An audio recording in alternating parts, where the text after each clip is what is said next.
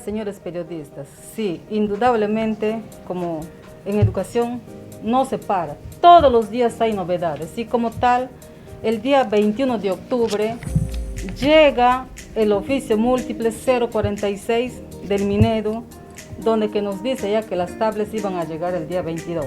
Acá está el documento, ¿no? El documento. Y solamente, pero es una pena que solamente nos están haciendo entrega de 511 tablets, ¿no? Beneficiándose 64 instituciones educativas. ¿Cómo va a ser distribuida estas tablets? ¿No eran 18.000 también?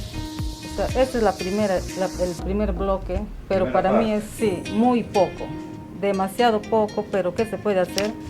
Porque siempre las regiones amazónicas estamos siendo vulnerados hasta ahora. Como lo manifiesta este cuadro en este oficio, las regiones de Amazonas, Huánuco, Loreto, Pasco, San Martín y Ucayali están siendo beneficiadas con la mínima cantidad de tablets. Por ejemplo, en Amazonas 119 instituciones educativas beneficiadas.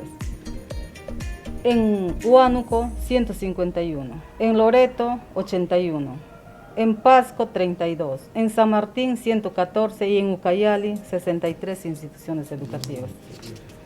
Bueno, ¿qué podemos hacer? Vamos a seguir elevando nuestra voz de protesta al Minedu para que nos atiendan de una vez por todas como debe ser, sin vulnerar a ningún estudiante.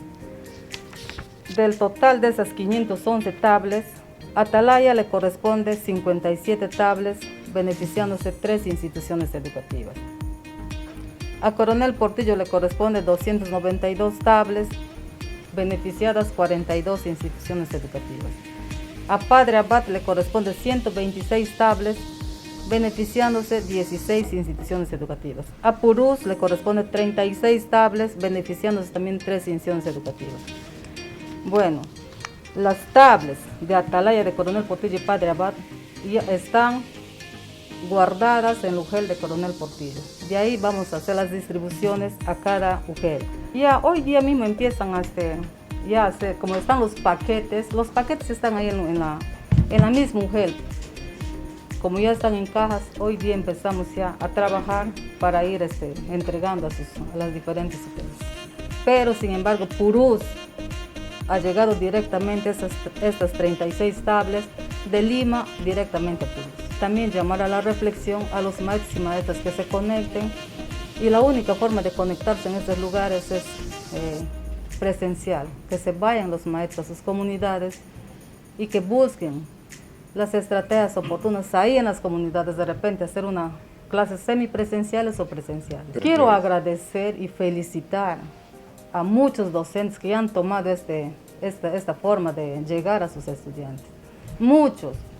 En Yurúa, también que es la zona más alejada, donde que ni siquiera en la misma capital, en el Breu, hay la conexión. Me gusta la estrategia que utiliza el colegio de San Fernando, donde que ellos se van con sus carritos, del director se va con un carrito y con su bocina empieza a anunciar a los estudiantes que no se pueden conectar, que no tienen internet.